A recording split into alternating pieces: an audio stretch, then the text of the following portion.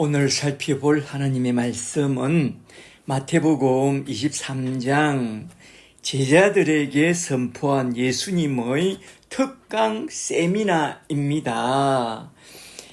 모든 성경은 예수에 대하여 정언한 말씀이요, 모든 성경은 하나님의 감동으로 된 것으로 교훈과 책망과 바르게 함과 의로 교육하려고 기록된 말씀이라고 했습니다.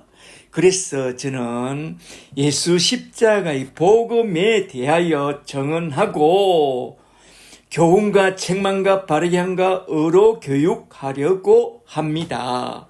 그러므로 오늘 또 마태복음 23장 말씀을 가지고 그 뜻을 풀어나갈 때에 주께서 지혜와 계시의 영을 부어주사 하나님 뜻과 복음 진리를 밝히 깨닫게 되는 귀한 시간이 되기를 간절히 축복합니다. 축복합니다. 마태복음 23장을 쭉 살펴보면 화 있을진저 뱀들아 독사의 자식들아 하면서 어마무시한 저주를 선포하고 있는데요. 이건 누구에게 하신 말씀이냐? 바리새인들과 서기관들이냐? 노, 아닙니다. 마태복음 23장을 시작하는 말을 잘 보시면 1절에 예수께서 무리와 제자들에게 하신 말씀이라고 그렇게 기록하고 있습니다. 말하자면 마태복음 23장은 마치 외식하는 서기관들과 바리새인들에게 책망과 저주를 선포한 말씀 같지만 실상은 제자들과 우리에게 선포한 그런 말씀이라는 것입니다. 과연 그러한가? 오늘 본문 말씀을 하나하나 한번 쭉 살펴보도록 하겠는데요.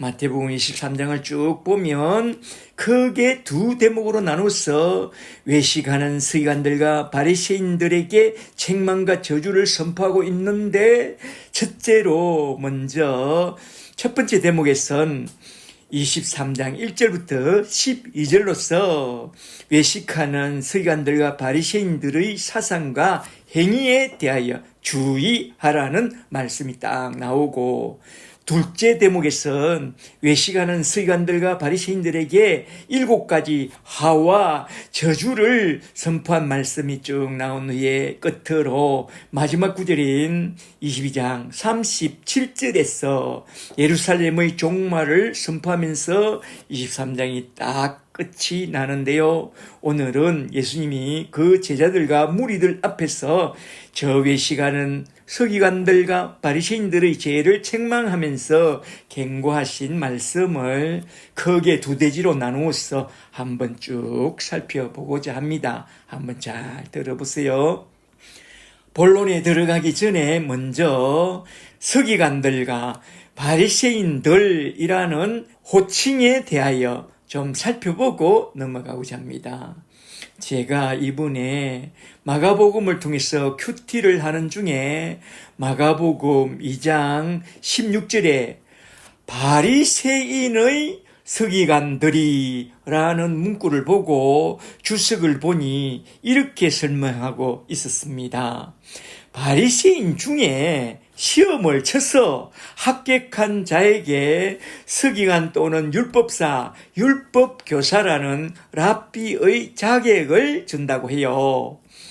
서기관이나 율법사는 포로기 이후에 성전과 회당에서 율법을 가르치고 율법을 필사하고 율법을 전수하는 자들로서 이들은 율법을 가르치기 때문에 율법교사, 랍비라고 불렀는데요. 서기관과 바리새인들이 누구인지 이 정도로 좀 알아보고 여기서는 그냥 쭉 넘어가도록 하겠습니다. 나중에 좀 더 자세히 알아보겠습니다.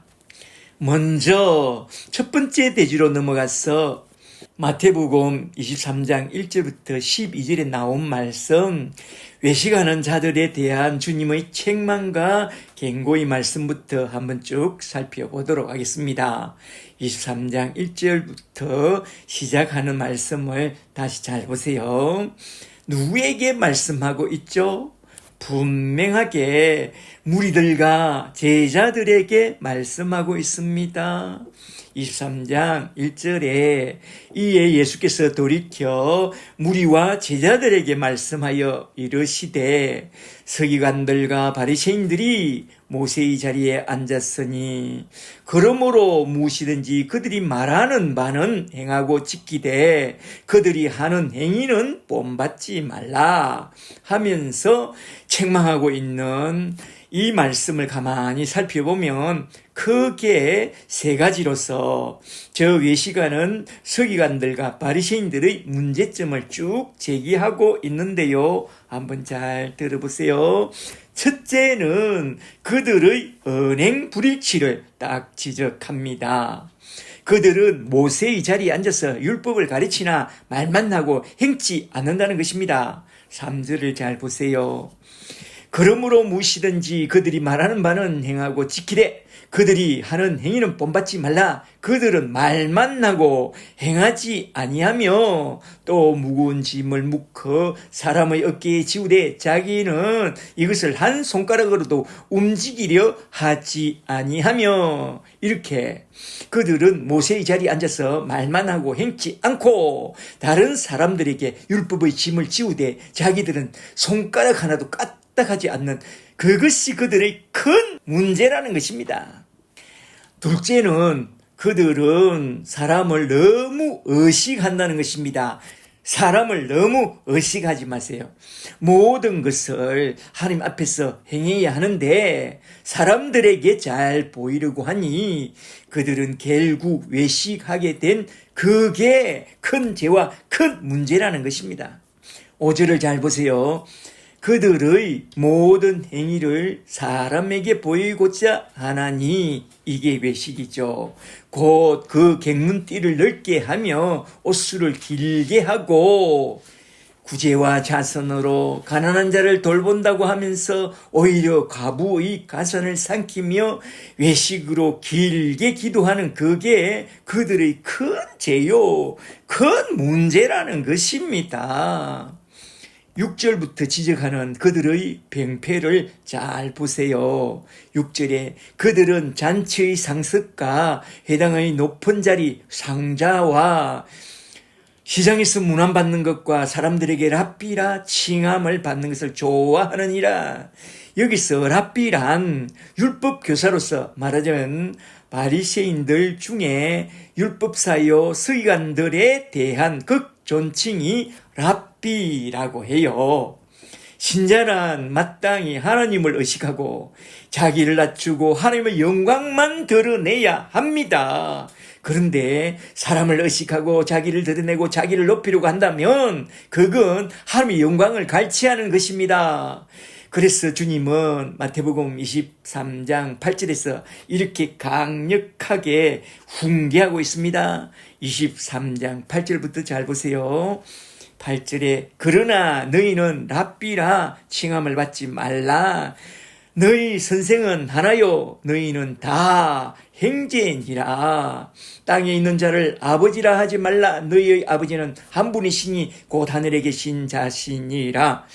또한 지도자라 칭함을 받지 말라. 너희 지도자는 한 분이시니 곧 그리스도시니라. 11절에 너희 중에 큰 자는 너희를 섬기는 자가 되어야 하리라. 12절에 누구든지 자기를 높이는 자는 낮아지고 누구든지 자기를 낮추는 자는 높아지리라. 말하자면 저 서기관들과 바리새인들은 자신을 랍비라 아버지라 지도자라 자기를 높이면서 그렇게 외식을 했다는 것입니다. 이게 그들의 죄요, 그들의 문제이죠. 여기 첫째 대지에서 우리가 꼭 기억하고 넘어가야 할 말씀은 모세의 자리입니다. 모세의 자리란 무엇이냐? 이건 추상적인 말이 아니라 실제로 해당에 그런 자리가 있었다는 거요. 해당의 강단을 보면 한편에는 예배를 인도하는 해당장의 자리가 있고 한편에는 모세 율법을 가르치는 모세의 자리가 있는데 저 서기관들과 바리새인들이 이러한 모세의 자리에 앉아서 모세의 율법을 가르쳤다는 것입니다. 그렇다면 모세의 자리란 무엇을 하는 자리냐? 잘 들어보세요. 세례 요한의 때까지 모세의 자리는 모세의 율법으로서 죄에 대하여 의에 대하여 심판에 대하여 책망하면서 그의 손가락으로 오실 메시아 하나님의 아들 예수 그리스도를 가리키면서 예수님과 십자가 앞으로 인도하여 회개하고 돌이켜 예수 십자가를 붙잡아야만 산다고 외쳤던 바로 그 자리가 모세의 자리요. 모든 선지자들도 모두 다 그걸 외치고 가르치고 떠나갔다는 것입니다. 그렇다면 모세의 자리, 모세의 율법을 가르치는 그 자리에 앉게 되었다면 그 자리에 앉아서 모세의 율법을 가지고 타락한 아담의 군상들의 죄에 대하여 심판에 대하여 강력하게 책망하고 질타한 후에 그 죄와 심판을 해결할 길은 오직 저 십자가 위에 달려 죽은 하나님 아들 예수 그리스도밖에 없으니 너희는 하나님 아들 예수 메시아 앞에 나와서 먼저 제사함부터 받고 구원의 은총을 받아야 한다고 선포해야 하는 그런 자리가 곧 모세의 자리라는 것입니다. 아시겠어요? 그런데 저 외식하는 서기관들과 바리새인들은 그 모세의 자리에 앉아서 어떻게 했느냐? 모세의 율법을 가지고 그 백성을 구원의 나라로 인도하기는커녕 그저 모세의 자리에 앉아서 하나님이 받아야 할 그 영광만 갈취해 갔습니다. 말하자면 랍비라는 칭호와 아버지라는 칭호와 지도자라는 칭호만 챙겨 먹고 천국의 문과 구원의 문을 가로막고 앉아 있었다는 이 말입니다. 여기서 잘 들어보세요. 유대인들은 대개 12세가 되기까지 토라 학교 초등 과정에서 성경을 배우게 되는데 그 과정을 마치고 졸업시험에 통과하면 율법의 아들이라고 칭함을 얻게 되는데 그걸 대단히 자랑스럽게 여긴답니다. 그리하여 율법의 아들이 된 후에 그들은 예시바 학교 중등 과정을 거친 후에 바리새인 자격 시험에 합격하면 바리새인이라는 칭호를 주고 거기서 좀 더 나아가 랍비 코스라는 고등 과정에서 거의 7년간 공부한 후에 랍비 시험에 통과하게 되면 성전과 회당과 교육기관에서 율법을 가르치는 정식 랍비 자격을 받게 되는데 그 중에 최고 그룹이 가말리엘 문화생이었답니다. 이렇게 해서 랍비, 율법 교사에 대한 갱칭인 랍비라는 칭호를 얻는 것은 대단한 명예였고 랍비와 아버지와 지도자는 거의 똑같은 호칭으로서 모세의 율법을 가르치고 백성을 의의 길로 인도하는 율법 선생들에게 주어진 아주 존귀하고 영예로운 그런 칭호였다고 해요. 바울도 이 칭호를 얻기 위해서 그렇게 난리 부르스를 쳤던 거죠. 그러다가 다메섹에서 우리 주님의 레이저 강선 총에 빵 하고 한 방 딱 맞고 쓰러졌다가 일어난 후에 완전히 변하여 새 사람이 된 것입니다. 그렇게 해서 그 아름다운 칭호, 그 칭호를 얻고 서기관과 바리새인이 되었다면 모세의 자리에 앉아서 모세의 율법을 가지고 세례 요한처럼 죄에 대하여 의에 대하여 심판에 대하여 강력하게 책망한 후에 죄와 심판의 해결자이신 예수님 앞으로 인도해야 하는데 그들은 어떻게 했느냐? 그들은 그저 랍비와 아버지와 지도자라는 그 칭호만 갈취하여 겉으로는 아주 경건한 척 했지만 속은 썩을 대로 썩은 세속주의 신학으로서 오히려 천국의 문을 가로막고 앉아 있더라 이 말입니다.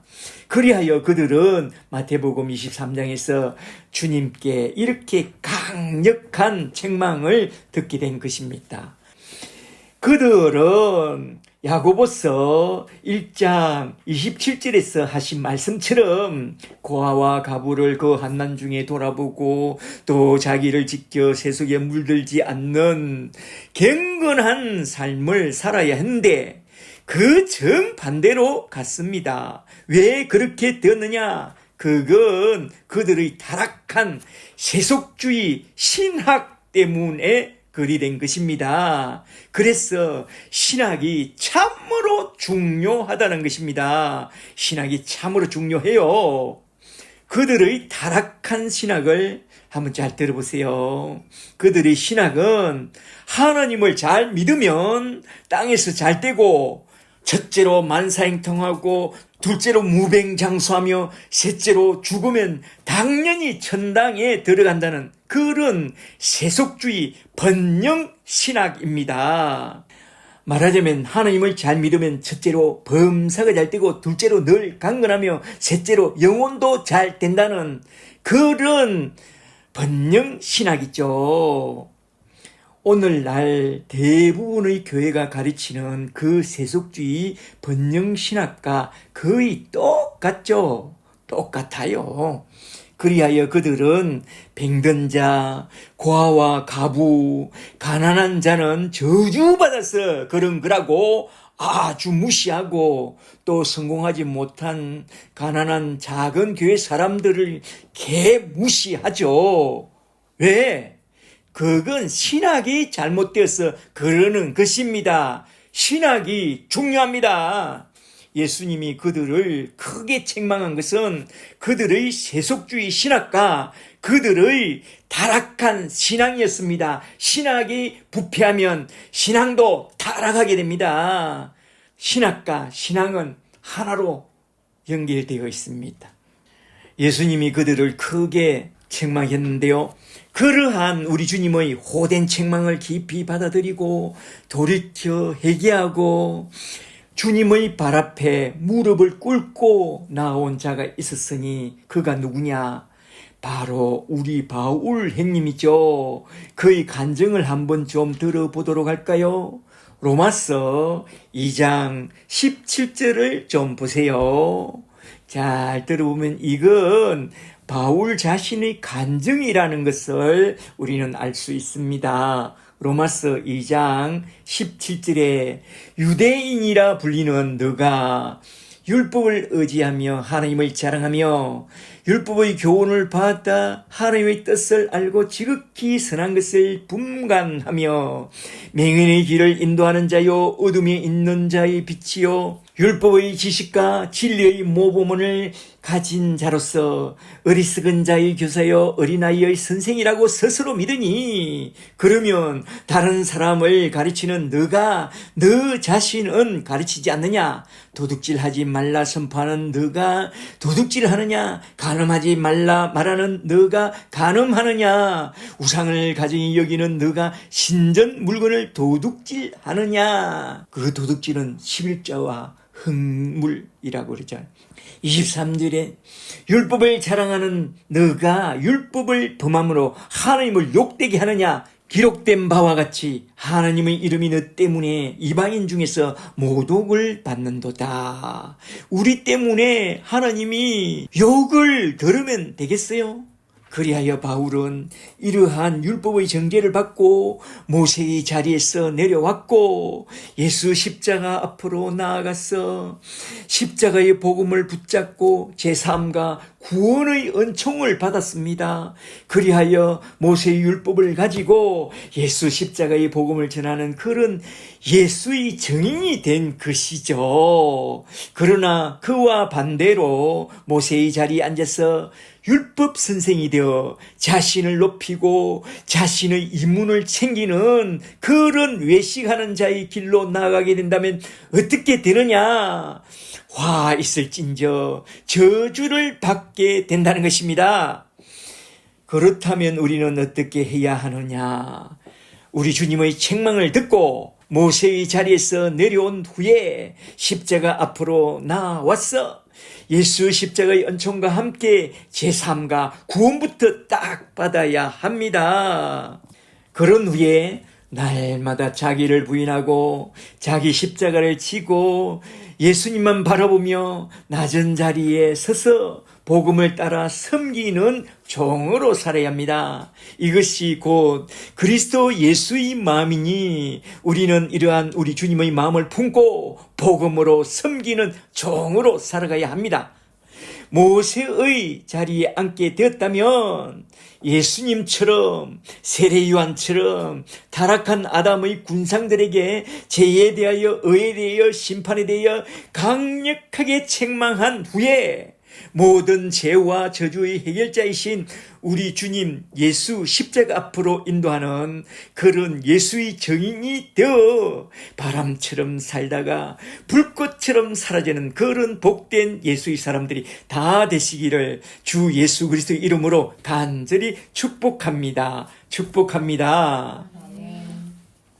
이제 두 번째 대지로 넘어가서 마태복음 23장 13절부터 나온 7가지의 화에 대하여 한번 쭉 살펴보고 딱 마치도록 하겠습니다. 여기에 나온 말씀도 제자들과 우리에게 하신 말씀인 줄 잘 기억하고 7가지 화를 크게 둘씩 묶어서 한번 쭉 살펴보고자 합니다. 첫째로 먼저 첫 번째 화와 두 번째 화를 묶어서 보면 천국 구원이라는 큰 주제 아래서 한번 쭉 살펴볼 수 있는데요. 23장 13절부터 잘 보세요. 주제는 천국 구원입니다. 13절에 첫째로 화 있을진저 외식하는 서기관들과 바리새인들이여 너희는 천국 문을 사람들 앞에서 닫고 너희도 들어가지 않고 들어가려 하는 자도 들어가지 못하게 하는도다. 14절에 없음, 여기에 나온 없음에 관련된 킹 제임스 버전 성경을 보면 화 있을진저 외식하는 서기관들과 바리새인들이여 너희는 가부의 가산을 삼키며 외식으로 길게 기도하는 자니 그 받는 판결이 더욱 중하리라 라고 되어 있습니다. 여기에 나온 없음에 대해서는 전에 한번 살펴봤죠. 우리말 성경은 원전에 가장 가까운 헬라어 성경인 넷설 알란드의 원전 성경에 기초하여 번역되었기 때문에 없음이라는 표기가 있고 킹 제임스 버전 영어 성경은 과거에 인문주의자 에라스무스 신부가 조잡하게 편집한 헬라어 원전 성경에 기초해서 번역되었기 때문에 없음이라는 그 공란이 다 채워져 있다고 했죠. 그들은 그 공란이 다 채워져 있다고 해서 험정역 가장 흠모할 번역본이라고 말하지만 그건 그들이 사본학의 역사를 잘 몰라서 그렇게 말한 것입니다. 그들이 틀리고 우리가 맞습니다. 아시겠죠? 그리고 14절에 나온 없음을 넘어가서 이제 15절을 좀 더 보세요. 15절에 둘째로 화 있을진저 외식하는 서기관들과 바리새인들이여 너희는 교인 한 사람을 얻기 위하여 바다와 육지를 두루 다니다가 생기면 너희보다 배나 더 지옥 자식이 되게 하는도다. 모세의 자리에 앉아서 율법을 가르치는 자가 해야 할 일은 첫째로 너희는 율법의 정죄 속에 마땅히 심판받아 죽게 될 죄인이라는 것을 먼저 딱 깨닫게 해주고, 둘째로 그 모든 죄의 해결자로 오신 하나님 아들 예수님과 십자가 앞으로 딱딱 인도해주는 그런 일을 해야 한다고 했죠. 그런데 서기관들과 바리새인들은 어떻게 했느냐? 그들은 모세의 자리에 앉아서 모든 율법이 가리키는 구원의 길이요 진리요 생명이 되신 하나님의 아들 예수 그리스도께 인도하는 율법 선생이 아니라 오히려 율법을 이용하여 사람들의 시선을 자신들에게 집중시키고 하나님의 영광을 갈취하여 자기를 높이고 자신의 영광을 챙겨가는 그런 못된 짓을 함으로써 자신을 따르는 자들이 참된 메시아요 하나님의 아들 예수 그리스도께 나아가 얻게 될 그 구원의 문을 막고 그들 자신도 들어가지 않고 그들을 따르는 자들도 들어가지 못하게 했을 뿐만 아니라 또한 바다와 육지로 두루 다니며 교인 하나를 얻으면 그도 배나 지옥의 자식이 되게 하더라 이 말입니다. 이게 도대체 뭐 하자는 겁니까? 이것이 바로 세속주의 신학이 갖고 있는 큰 오류요, 큰 죄라는 것입니다. 오늘날 교회 사람들은 안 그럽니까? 정동원 전도주일과 새생명 축제라는 큰 미맹아에 큰 기치를 내걸고 전도의 열심을 크게 부추기지만 그 내면을 가만히 들여다보면 그저 교회를 살찌게 하려고 부흥 성장을 위하여 세속주의 번영신앙을 부추기면서 참된 복음을 변질시키고 있습니다. 한번 잘 관찰해 보세요. 그들의 사상을. 오늘 본문 말씀은 제자들과 우리에게 하신 말씀인데 우리는 그런 전도의 문을 막은 적은 없나요? 전도해보면 종종 이렇게 말합니다. 나도 전에는 교회에 나가서 참 많은 봉사를 했는데 사람들에게 큰 상처를 많이 받게 되다 보니 그런 교회에 가는 게 싫어서 지금은 교회에 안 나가고 있다고 해요. 그렇다면 나는 그들을 힘들게 한 게 없느냐? 저도 예외 없이 그들을 힘들게 한 사람 중의 하나라는 것이 딱 생각나서 지난 날들을 되돌아보면서 내 죄를 참 많이 해겠습니다. 우리가 만일 천국 문을 가로막게 된 줄도 모르고 살아왔다면 화로다 나여 망하게 되었도다 하면서 회개하고 돌이켜 이젠 복음을 잘 전해주는 그런 아름다운 복음의 통로가 되기를 주의 이름으로 간절히 축복합니다. 물론 전도는 내가 잘해서 되는 것도 아니고 그가 잘 듣고 잘 이해해서 되는 것도 아니지만 그래도 나에게부터 오는 이들을 위하여 기도해주고 그들의 마음을 복음으로 한번 툭툭 건드려 보세요. 우리 주님이 택한 사람이라면 나에게 딱 붙어 올 것입니다. 할렐루야. 잘 아시겠죠? 이렇게 해서 우리는 먼저 천국 구원의 문에 대해서 첫째로 한번 좀 생각해 보았습니다. 이제 둘째로 넘어가서 셋째 하와 넷째 하를 묶어서 눈문 인도자라는 주제 아래서 한번 쭉 살펴보려고 하는데요. 23장 16절부터 좀 보세요.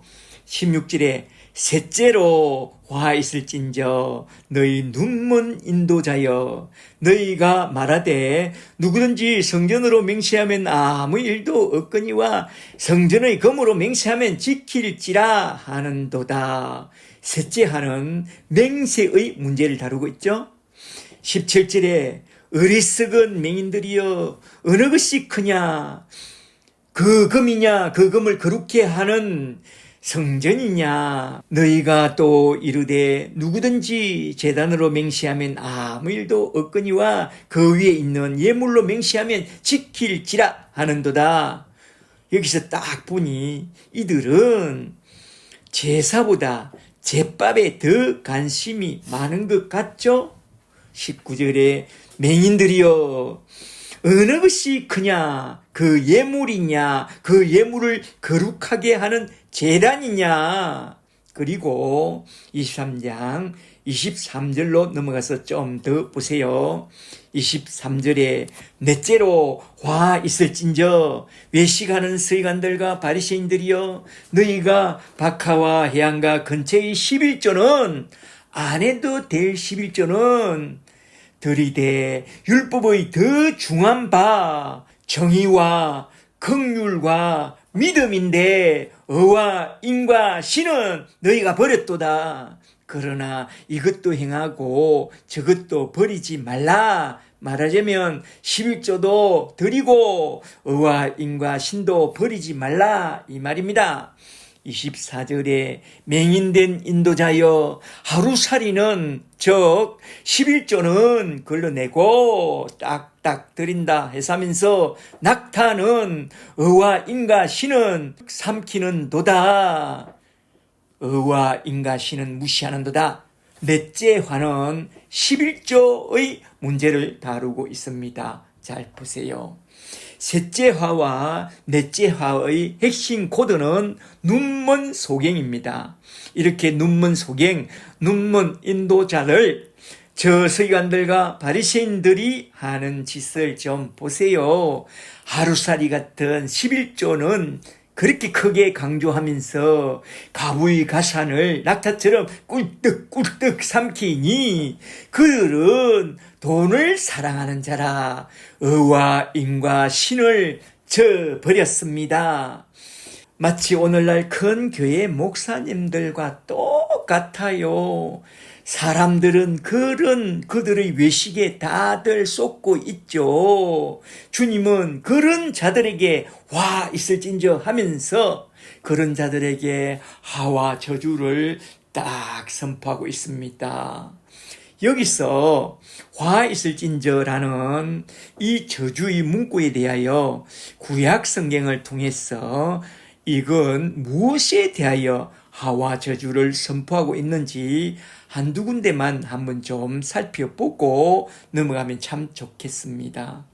먼저 이사야서 5장 8절을 좀 보세요.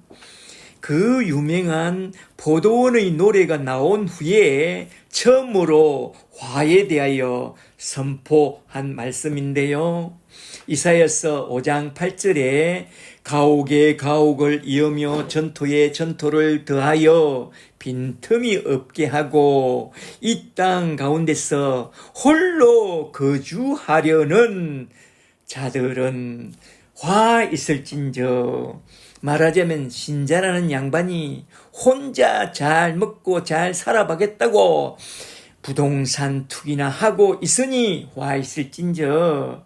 신자의 시민권은 하늘에 있다고 했는데 하늘의 것을 사모하고 땅의 것을 초월하여 살아야 하는데 그 반대로 하늘의 것엔 전혀 관심이 없고 그저 땅에서 잘 먹고 잘 살려고 온갖 짓을 다 한다니 화 있을진저.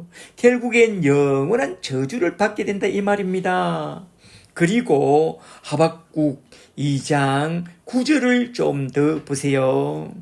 하박국 2장 9절에 재앙을 피하기 위하여 높은 데 깃들이며 자기 집을 위하여 부당한 이득을 취하는 자들에게 화 있을진저.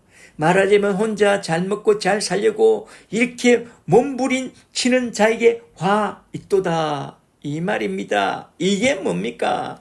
신자의 시민권은 하늘에 있다면서요. 그러면서 이런 세상 것들에 집착하고 사는 그게 그들이지요. 큰 문제요. 뱅패입니다.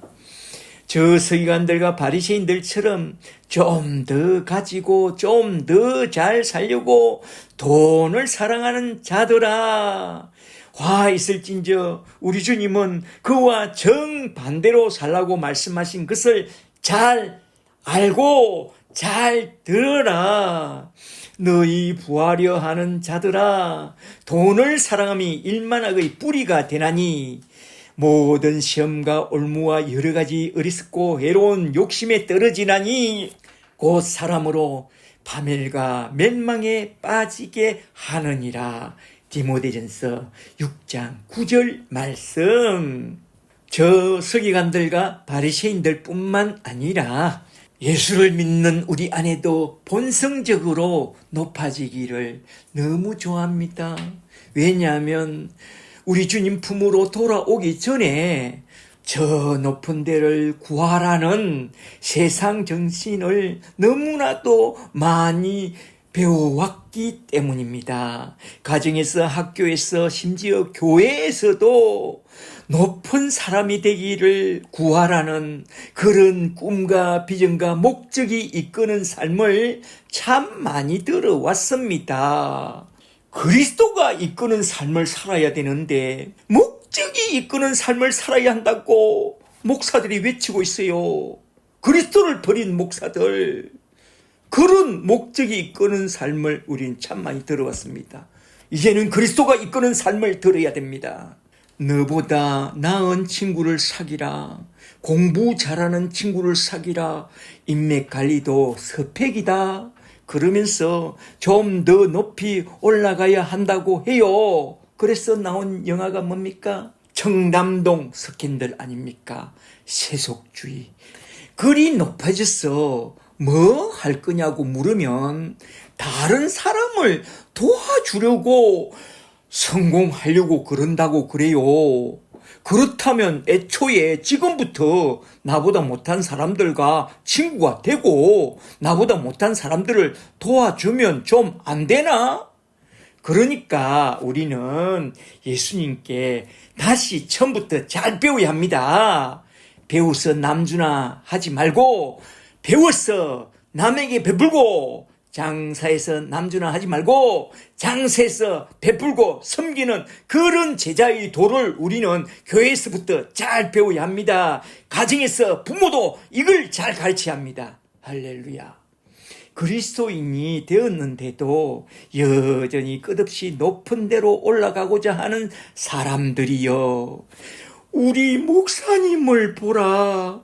주님이 따라다니면서 끄집어 내리고 끝없이 낮춥니다. 자신이 못하니 우리 주님이 친히 도와주사 낮추어 주십니다.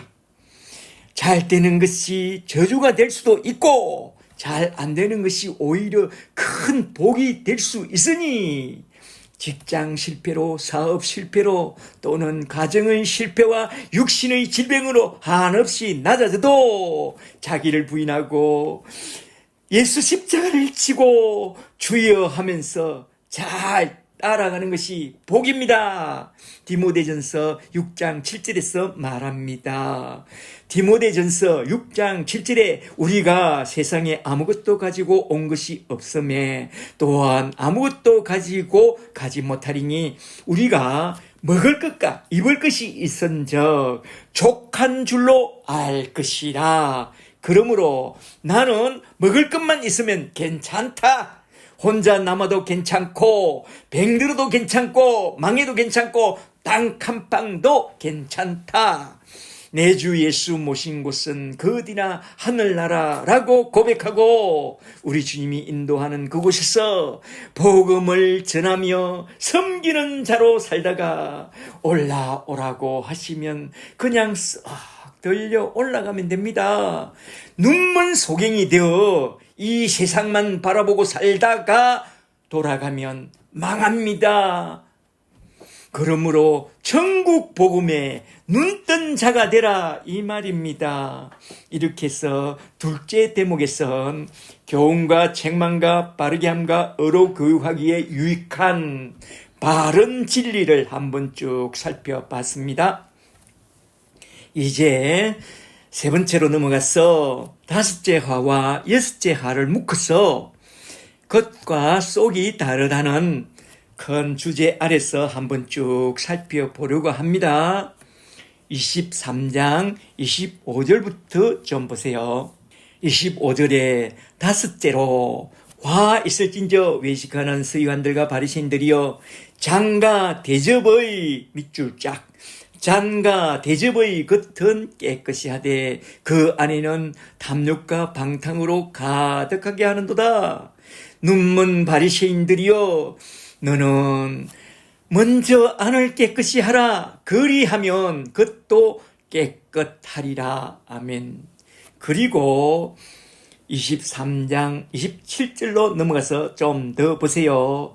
27절에 여섯째로 화 있을진저 외식하는 서기관들과 바리새인들이여 회칠한 무덤 밑줄 짝 해칠한 무덤 같으니 겉으로는 아름답게 보이나 그 안에는 죽은 사람의 뼈와 모든 더러운 것이 가득하도다. 너희 속에 더러운 것이 가득하도다. 이와 같이 너희도 겉으로는 사람에게 옳게 보이되 안으로는 외식과 불법이 가득하도다. 아멘. 이렇게 다섯 번째 화와 여섯 번째 화의 핵심 코드는 겉과 속이 다르다는 것입니다. 그래서 말씀합니다.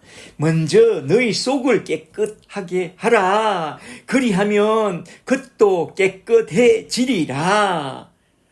그렇다면 어찌하면 우리 더러운 속을 깨끗이 하고 겉과 속이 똑같은 그런 사람이 될 수 있느냐, 이걸 한번 좀 생각해 봐야 하는데요. 우리가 아무리 착하고 선하게 살려고 해도 몸부림을 쳐도 속에선 여전히 악하고 더러운 것들이 올라오니 이걸 어떡합니까? 누가 내 속을 한번 깨끗이 싹 다 씻어 주었으면 참 좋겠습니다. 어떻게 하면 되죠? 마태복음 5장 8절에서 마음이 청결한 자는 복이 있나니 하나님을 볼 것이며 하나님의 음성을 들을 것이라고 했는데 한번 잘 들어보세요. 끝으로 일곱 번째 화로서 마태복음 23장 29절에 나온 마지막 화까지 마저 살펴보도록 하겠습니다. 29절에 일곱 번째로 화 있을진저 외식하는 서기관들과 바리새인들이여 너희는 선지자들의 무덤을 만들고 의인들의 비석을 꾸미며 이르되 만일 우리가 조상 때에 있었더라면 우리는 그들처럼 선지자들의 피를 흘리는데 참여하지 아니하였으리라 하니 그러면 너희가 선지자들을 죽인 자의 자손임을 스스로 증명함이로다. 너희가 너희 조상의 분량을 채우라. 말하자면 나까지 잡아 쳐 죽이라 이거죠. 33절에 뱀들아 독사의 새끼들아 마귀 새끼들아 너희가 어떻게 지옥의 판결을 피하겠느냐. 35절에 그러므로 의인 아벨의 피로부터 성전과 제단 사이에서 너희가 죽인 바가라의 아들 사가라의 피까지 땅 위에서 흘린 의로운 피가 다 너희에게 돌아가리라. 이 세대에 돌아가리라. 여기서 한번 좀 생각해보고 넘어가야 할 것은 겉과 속이 다른 외식과 위선의 문제입니다. 저 서기관들과 바리새인들은 정말로 율법의 아들이요 율법의 선생으로서 점도 없고 흠도 없이 살려고 몸부림쳤던 그런 사람들입니다. 그러나 그들의 문제는 그들의 신학이 큰 문제였다는 거요. 세속주의 신학이 문제였다는 거요. 그러니 아무리 율법의 아들이요 율법의 선생으로서 점도 없고 흠도 없이 살려고 해도 헛된 대로 돌아간다는 거요. 그래서 주님은 그들에게 분명하게 말씀합니다. 너희는 겉과 속이 다른 위선자들이요 외식하는 자들이다. 신학이 잘못됐으니까 신앙이 잘못된 거다 라고 말하는 겁니다. 마가복음 12장에 의하면 구제와 자선을 베풀면서도 그들은 돈을 좋아하는 자들이라 가부의 가산을 삼키고 갱근하게 기도하면서도 그 속은 외식으로 사람들에게 칭찬과 존귀와 명예를 가로채 갔으니 그들은 도적이요 그 속에는 탐욕과 외식과 불법이 가득하더라 이 말입니다. 그렇다면 이 설교를 듣고 있는 우리는 그들과 좀 다르냐? 전혀 다르지 않습니다. 교회에 오면 가면을 쓰고 아주 친절하지만 집에 돌아가면 가면을 벗고 무정하고 무자비하게 굽니다. 그래서 하는 말이 우리 엄마 아빠는 교회에서만 살았으면 참 좋겠다고 그리 말합니다. 그렇다면 교회에서 살면서 목사가 되고 전도사가 되면 되느냐? 신부가 되고 수녀가 되면 좀 변화되느냐? 우리 그 사람이 변한다고 해서 공부 많이 하고 신앙 많이 한다고 해서 우리 속 사람이 우리 신앙이 깨끗하고 거룩하게 변화되느냐? 변화되지 않습니다. 이게 문제입니다. 그렇다면 어찌하면 되느냐? 그래서 성경을 잘 보라는 거요. 이게 중요하니 한번 잘 들어보세요. 잠시 먼저 히브리서 3장 1절을 좀 보세요. 히브리서 3장 1절에 그러므로 함께 하늘의 부르심을 받은 거룩한 형제들아 우리가 믿는 도리의 사도시며 대제사장이신 예수를 깊이 생각하라. 아멘. 예수를 깊이 생각하라. 예수님은 우리 모든 죄를 지고 십자가에 달려 돌아갔습니다. 율법의 모든 짐을 다 지고 십자가에서 돌아가셨습니다. 예수님은 십자가 위에서 우리가 져야 했던 죄의 저주도 우리가 져야 했던 율법의 저주도 모두 다 안고 십자가에서 돌아가셨습니다. 모든 저주를 무덤 속에 다 던져버리시고 주님 홀로 다시 살아났습니다. 부활하셨습니다. 그렇게 부활하신 우리 주님이 전에 말했죠. 나를 믿는 자는 죽어도 살겠고 살아서 나를 믿는 자는 영원히 죽지 아니하리라. 주님은 자기의 택한 자들의 모든 죄와 율법의 저주를 다 안고 십자가에서 죽음으로써 그 모든 죄와 율법의 저주를 다 없애버렸습니다. 그러므로 예수를 믿는 우리 속사람을 온전히 깨끗하게 해주셨다 이 말입니다. 이걸 믿습니까? 저는 믿습니다. 뿐만 아니라 우리가 지고 가야 했던 그 모든 죄의 짐도 그 모든 율법의 짐도 우리 주님이 다 안고 가셨기 때문에 16절에서 말씀하신 맹세의 짐도 23절에서 말씀하신 11조의 짐도 25절에서 말씀하신 탐욕의 짐도 물론 주일 성수라는 그 율법의 짐도 다 지고 가셨고 다 처분해 버렸습니다. 주님은 십자가 위에서 율법에 걸리는 큰 죄만 지고 간 게 아니라 소소한 작은 죄들도 다 지고 가셨습니다. 그러므로 우리는 그 모든 죄와 율법의 저주에서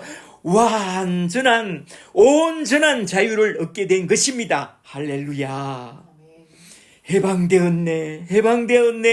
죄와 사망의 법에서 해방되었네. 죄와 사망의 법에서. 아멘.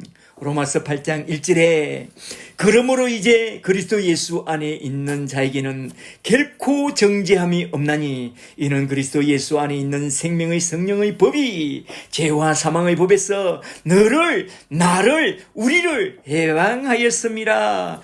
4절에 육신을 따르지 않고 그 영을 따라 행하는 우리를 위하여 십자가 위에서 율법의 요구를 다 이루셨느니라. 아멘. 이에 대하여 바울은 골로새서 2장 12절에서 이렇게 증언하고 있습니다. 한번 잘 들어보세요. 골로새서 2장 12절에 너희가 세례로 그리스도와 함께 장사되고 또 죽은 자들 가운데서 그를 일으키신 하나님의 역사를 믿음으로 말미암아 그 안에서 함께 살리심을 받았느니라. 또 범죄와 육체의 무할례로 죽었던 너희를 하나님이 주와 그리스도와 함께 살리시고 우리의 모든 죄를 사시고 우리를 거스리고 불리하게 하는 율법 조문의 정수를, 말하자면 율법의 저주를 첫째로 다 지우시고 둘째로 다 제하여 버리사 셋째로 십자가에 다 못 박아 버리시고 십자가로 승리하셨느니라. 아멘. 16절부터 하신 말씀이 참 중요하니 잘 들어보세요. 16절에 그러므로 먹고 마시는 것과 절기나 초하루나 안식일을 이유로 누구든지 너희를 비판하지 못하게 하라. 말하자면 너희는 십자가 안에서 먹고 마시는 행위와 절기와 안식일과 그 모든 율법에서 해방되었느니라. 17절에 이것들은 장래일의 그림자이나 몸은 그리스도이시니라. 말하자면 예수님이 십자가 위에서 그 모든 율법을 다 완성하셨고 그 모든 율법의 저주를 다 없애버렸다, 이 말입니다. 할렐루야. 그러므로 우리는 십자가의 은혜로 모든 죄와 모든 율법의 저주에서 깨끗하게 씻음을 받게 되었습니다. 그렇다면 이제 우리는 십자가 아래서 어떻게 살면 되느냐? 히브리서 4장 14절을 잘 보세요. 히브리서 4장 14절에 그러므로 우리에게 큰 대제사장이 계시니 성천하신 하나님 아들 예수시라. 우리가 믿는 도리를 굳게 붙잡을지어다.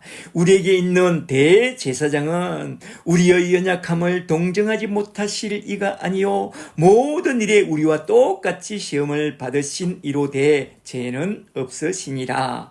그러므로 우리는 그의 긍휼하심을 받고 때를 따라 돕는 은혜를 얻기 위하여 은혜의 보좌 앞에 담대히 나아갈 것이니라. 아멘.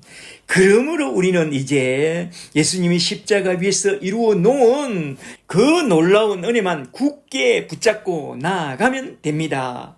나 같은 죄인을 구속해 주신 그 놀라운 은혜만 붙잡고 나아가면 된다, 이 말입니다. 할렐루야.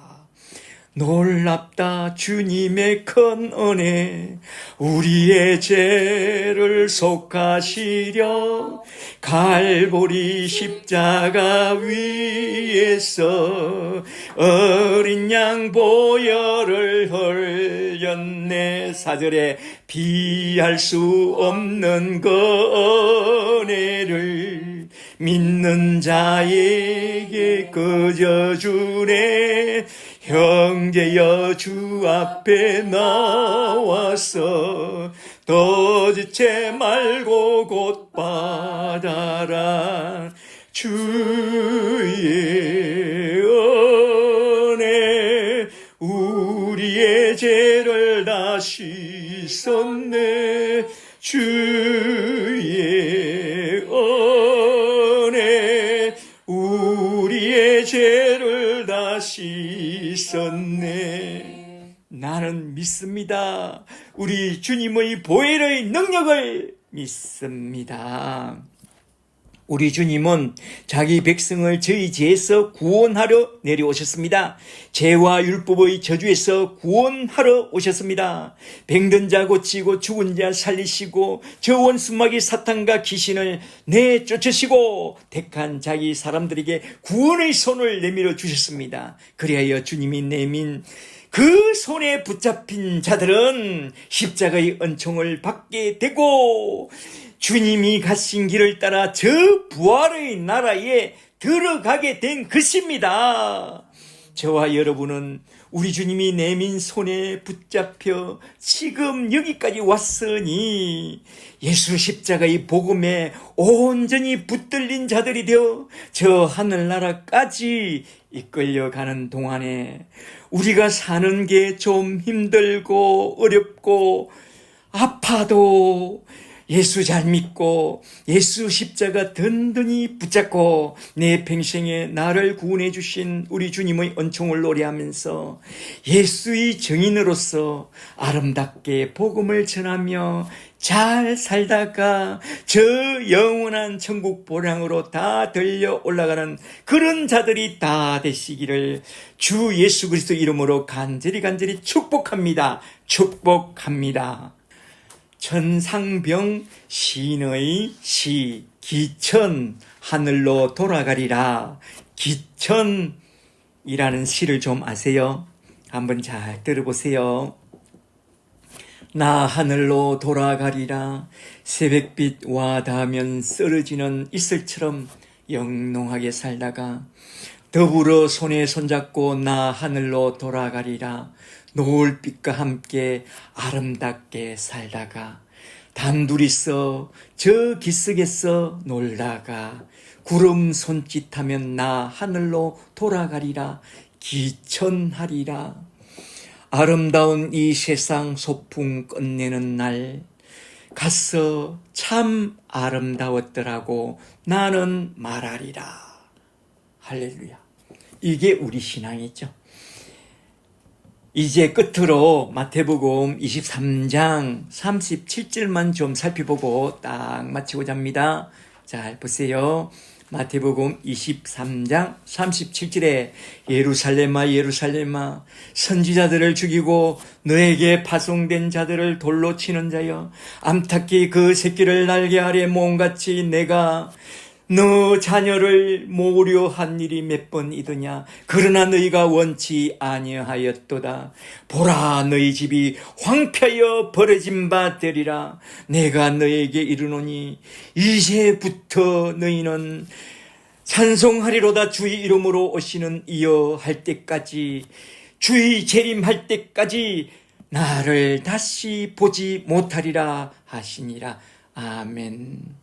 여기서 우리 주님은 다시 오시겠다고 약속해 주셨습니다. 그러므로 우리 주님 다시 오시리라. 아멘. 우리가 산다면 얼마나 살 건가요?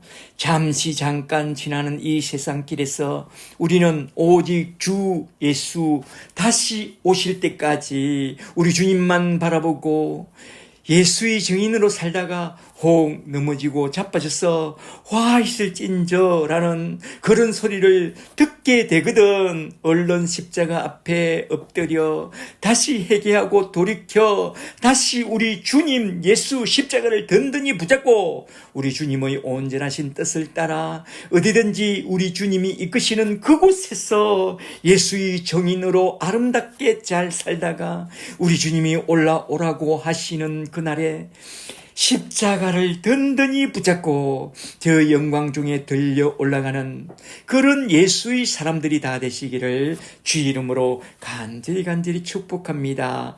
축복합니다. 할렐루야.